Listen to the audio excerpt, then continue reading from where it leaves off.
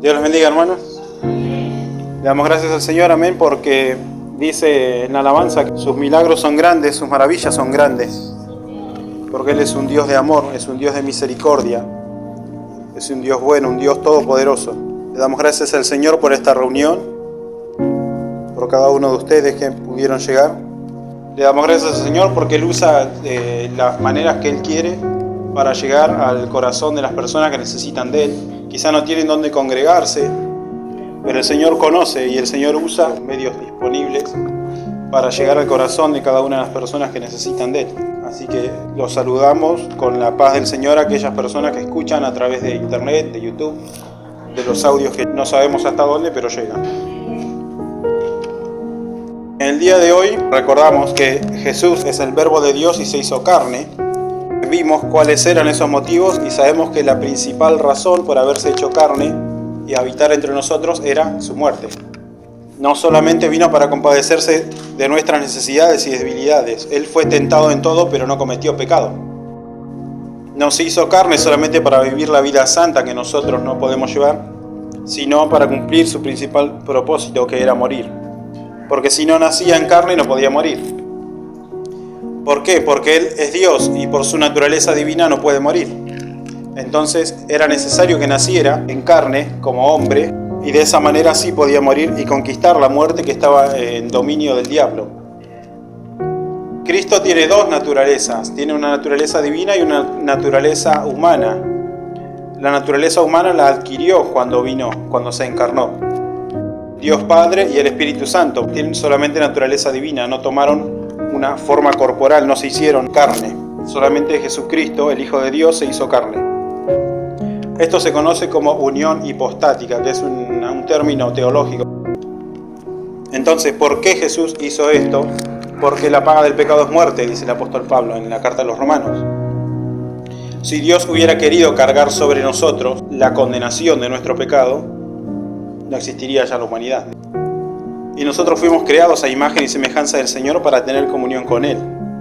Por eso el plan de salvación era la salida que el Señor ya tenía preparada. Porque así dice que la dádiva, es decir, el regalo de Dios, es vida eterna en Cristo Jesús. Quizá alguna vez nos preguntamos por qué Cristo tuvo que ser crucificado. No podía morir por muerte natural o por enfermedad o de vejez. ¿Y por qué fue clavado en una cruz? Porque era necesario que sufriera la peor muerte. Y este tema es el que vamos a desarrollar el día de hoy.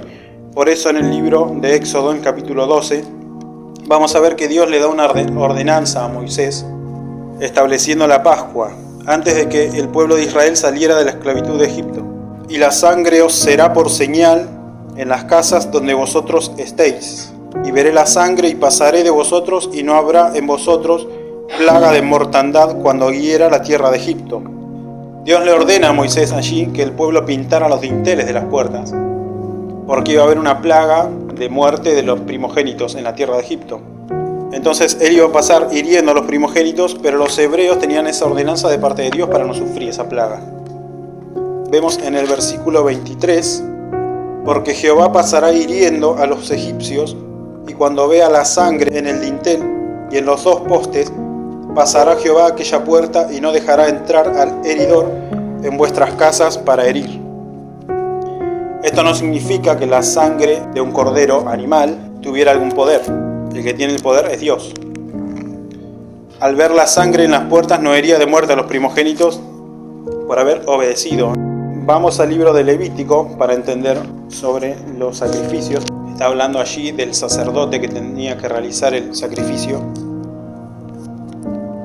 Lo que se hacía con esos sacrificios era poner las manos sobre un animal, simbolizando la transferencia de la culpa de los pecados. Uno era abandonado en el desierto y otro era sacrificado. Por eso Jesús también estuvo en el desierto, solo, y también en el momento del tormento físico, porque vemos en las Escrituras que dice que lo dejaron solo. Cuando lo arrestaron, él estando en el huerto del Getsemaní, al Señor lo dejaron solo. Dice que todos los discípulos que estaban con él huyeron. El sacerdote degollará el cordero en el lugar donde se degüella el sacrificio por el pecado y el holocausto, en el lugar del santuario. Porque como la víctima por el pecado, así también la víctima por la culpa es del sacerdote, es cosa muy sagrada. Cada persona transfería la culpa al animal y el sacerdote realizaba el sacrificio de acuerdo a lo ordenado por Dios. Vemos en el versículo 24, y el sacerdote tomará el cordero de la expiación por la culpa y el log del aceite, y los mecerá el sacerdote como ofrenda mecida delante de Jehová. Luego degollará el cordero de la culpa, y el sacerdote tomará de la sangre de la culpa y la pondrá sobre el lóbulo de la oreja derecha del que se purifica. Está hablando allí de los leprosos, sobre el pulgar de su mano derecha y sobre el pulgar de su pie derecho. Acá vemos que en el versículo 24 aparece la palabra expiación. La expiación es el proceso por el cual los pecados son anulados o cubiertos. ¿Y con qué se cubrían? Con la sangre de un animal puro. En este pasaje vemos entonces cómo Dios estableció el procedimiento ritual para la purificación de la enfermedad de los leprosos. Según las Escrituras, la lepra simboliza el pecado, así como también la levadura en la masa. Vamos un poquito más adelante en el capítulo 16.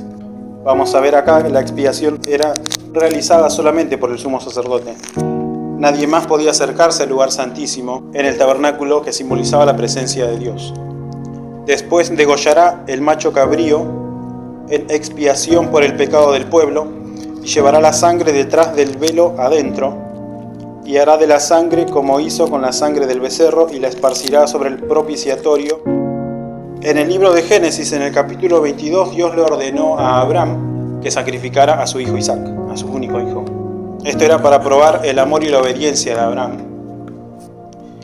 Pero de esta forma Dios revelaba cómo iba a ser sacrificado su hijo Jesucristo.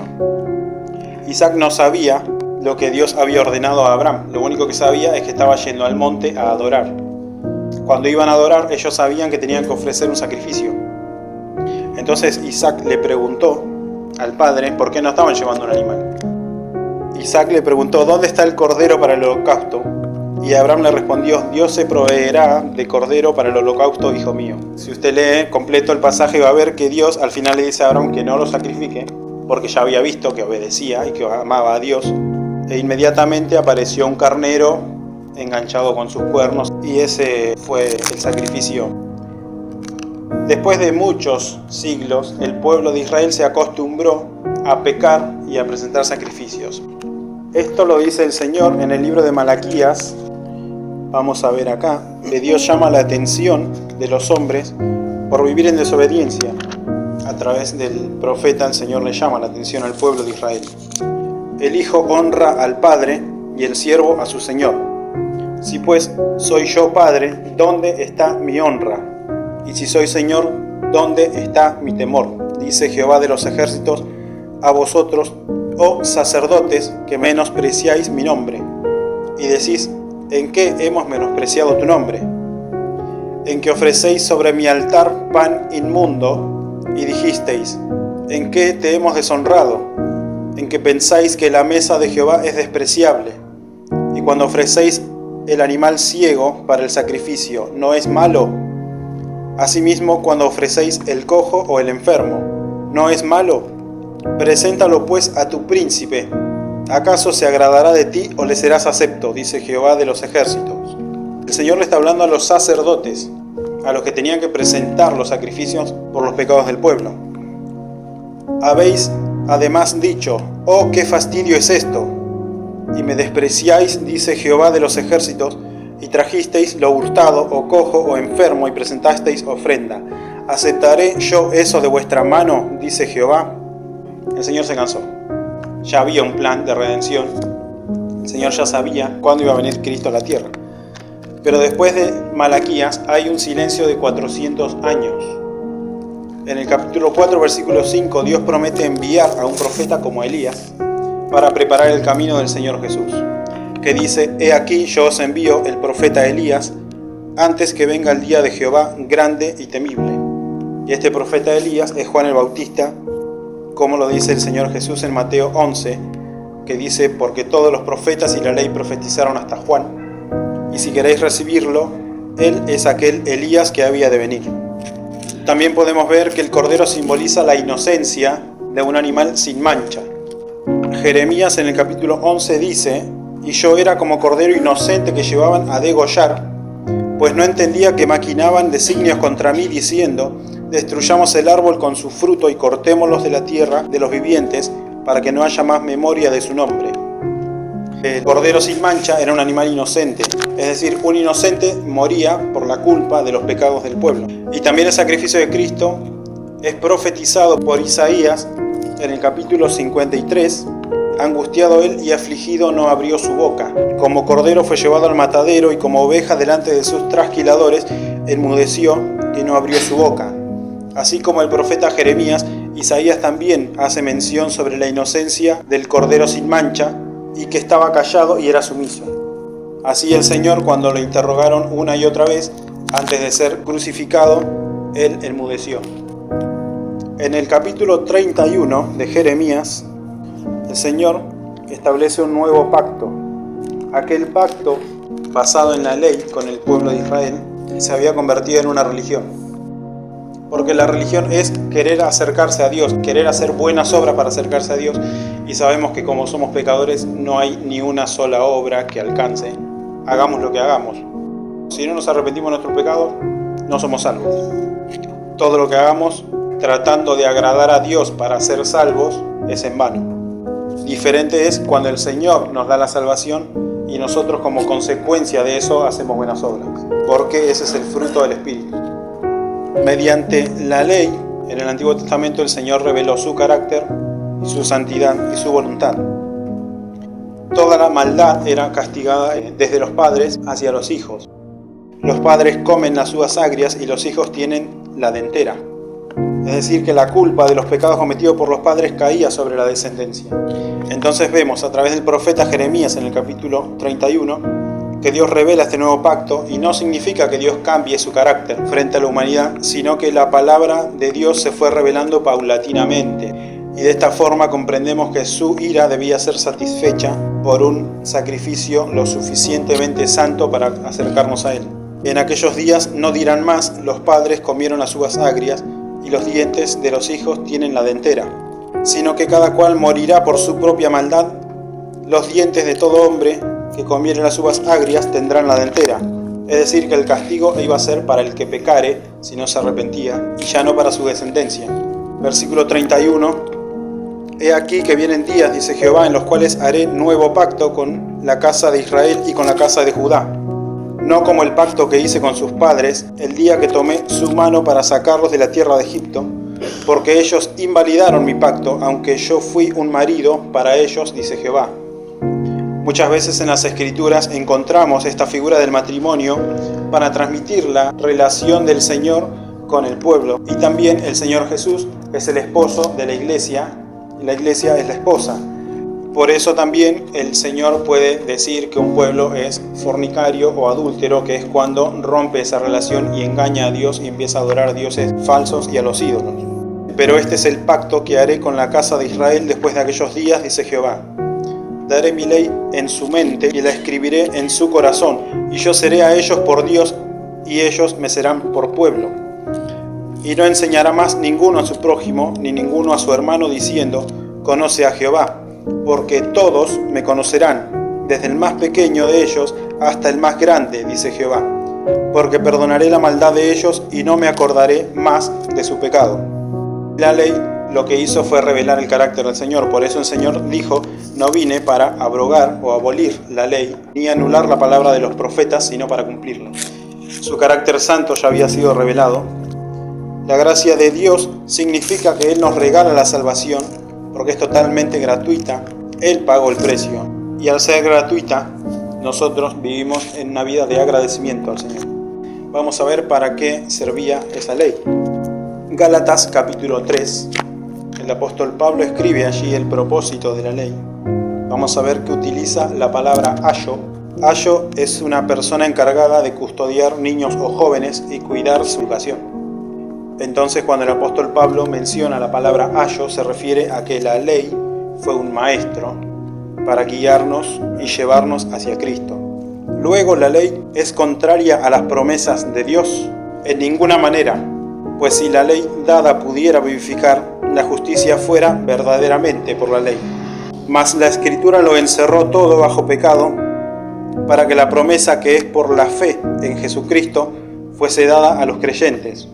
De manera que la ley ha sido nuestro ayo, nos ha guiado hacia Cristo, a fin de que fuésemos justificados por la fe. Pero venida la fe ya no estamos bajo ayo, pues todos sois hijos de Dios por la fe en Jesús. Como decíamos, pecar contra un Dios santo y eterno significa estar destituidos de su gloria por toda la eternidad. Para acceder nuevamente a la presencia de Dios era necesario un sacrificio lo suficientemente santo. Este nuevo pacto es el que estableció el Señor. Entonces, volviendo a la pregunta que habíamos hecho, ¿era necesario que Cristo fuera sacrificado? ¿Por qué no podía morir de otra forma? Entonces, si pensamos en el motivo por el que el Señor vino, por todo lo que venimos leyendo, era necesario que fuera sacrificado. Juan el Bautista presenta al Señor como el Cordero de Dios. Dice: «He aquí el Cordero de Dios que quita el pecado del mundo». El Señor se acercaba al río para ser bautizado por Juan. Acá Juan habla de quitar los pecados, es decir, la sangre de Cristo derramada, la sangre del Cordero de Dios, lo que iba a hacer era limpiar los pecados y quitarlos. Esto es la propiciación. Cuando se ve la palabra propiciación en las Escrituras, significa el apaciguamiento de la ira de Dios. El Señor Jesús nos hizo libres de la ira de Dios, porque la ira de Dios está sobre todo aquel que no hace su voluntad. También Pablo, como decíamos en su momento, dice que la levadura leuda toda la masa. Dice: «Limpiaos pues de la vieja levadura, para que seáis nueva masa, sin levadura como sois, porque nuestra Pascua, que es Cristo, ya fue sacrificada por nosotros». El apóstol Pablo comprendió que el sacrificio de Pascua, el Cordero de la Pascua, era el Señor Jesús. Esa sangre nos limpia de todo pecado. El apóstol Juan lo escribe en su primera carta, que dice: «Pero si andamos en luz, como Él está en luz, tenemos comunión unos con los otros, y la sangre de Jesucristo, su Hijo, nos limpia de todo pecado». Entonces vemos que la revelación del único sacrificio que podía y puede quitar el pecado es la muerte de Cristo. La sangre de Cristo nos limpia. En la carta a los Hebreos capítulo 2 dice que los hijos participaron de carne y sangre, y Él también participó de lo mismo, para destruir por medio de la muerte al que tenía el imperio de la muerte, esto es, al diablo. Hebreos capítulo 9 versículo 11 dice: «Pero estando ya presente Cristo, sumo sacerdote de los bienes venideros, por el más amplio y más perfecto tabernáculo, no hecho de manos, es decir, no de esta creación, y no por sangre de machos cabríos, ni de becerros, sino por su propia sangre, entró una vez para siempre en el lugar santísimo, habiendo obtenido eterna redención». La redención es el perdón de los pecados, la reconciliación con Dios para aquellos que alcanzan la vida eterna. Porque si la sangre de los toros y de los machos cabríos y las cenizas de la becerra rociadas a los inmundos santifican para la purificación de la carne, cuanto más la sangre de Cristo, el cual mediante el Espíritu Eterno se ofreció a sí mismo sin mancha a Dios, limpiará vuestras conciencias de obras muertas para que sirváis al Dios vivo. En el versículo 22, «Y casi todo es purificado según la ley con sangre, y sin derramamiento de sangre no se hace remisión». Es decir, sin derramamiento de sangre no hay perdón de los pecados. Por eso era necesaria la sangre de Cristo para reconciliarnos con Dios. Libro de Levítico capítulo 17. Porque la vida de la carne está en la sangre. El Señor Jesucristo, a través de su carne rasgada y su sangre derramada, nos dio libertad para entrar al lugar santísimo, es decir, a la presencia de Dios. El velo del templo fue rasgado cuando Cristo murió. Eso es lo que representa su carne. Eso dice en la carta a los Hebreos también capítulo 10. Así que, hermanos, teniendo libertad para entrar en el lugar santísimo por la sangre de Jesucristo, por el camino nuevo y vivo que Él nos abrió a través del velo, esto es, de su carne. La sangre de Cristo nos limpia de todo pecado. El profeta Isaías en el capítulo 1, versículo 18 dice: «Venid luego, dice Jehová, y estemos a cuenta. Si vuestros pecados fueren como la grana, como la nieve serán emblanquecidos, si fueren rojos como el carmesí, vendrán a ser como blanca lana». Es necesario solamente una gota de la sangre del Señor para ser limpiado. Salmos capítulo 51 dice: «Purifícame con hisopo y seré limpio. Lávame y seré más blanco que la nieve». La salvación es posible solo a través de la sangre de Cristo, porque con su sangre Él tomó dominio de todas las cosas, dando la victoria a su pueblo. Nuestra libertad fue comprada a precio de sangre. Hechos capítulo 20, versículo 28. El apóstol Pablo dice: por tanto, mirad por vosotros y por todo el rebaño en que el Espíritu Santo os ha puesto por obispos, para apacentar la iglesia del Señor, la cual Él ganó por su propia sangre. Cristo fue sacrificado por nuestros pecados y compró nuestra libertad entregando su vida en la cruz del Calvario. Él es el león de la tribu de Judá, el Rey de reyes y el Señor de señores. Su resurrección es la victoria sobre la muerte y a través de ella nos da vida eterna. Cuando nuestro cuerpo corruptible se vista de incorrupción, es decir, cuando seamos resucitados, esto mortal se viste de inmortalidad y se cumple la palabra que está escrita: sorbida es la muerte en victoria.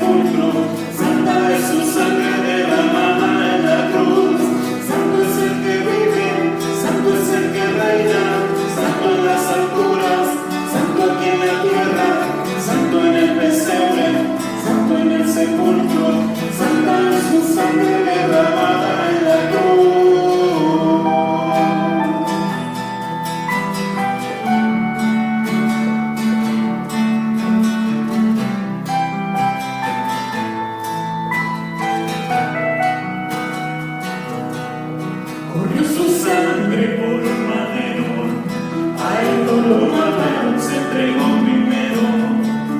De tal manera amó Jesús, que entregó su vida en la cruz. No dijo nada, no abrió su boca, lo hieren, lo golpean, pero él perdona. De tal manera amó Jesús, que entregó su vida en la cruz. Santo es el que vive, santo es el que reina.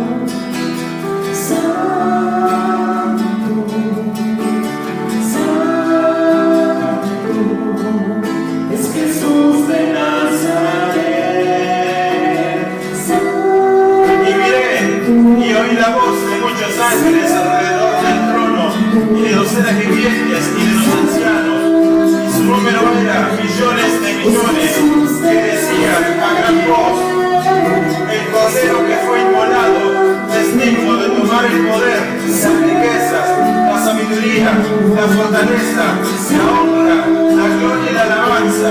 Y a todos los que están en el cielo y sobre la tierra y debajo de la tierra,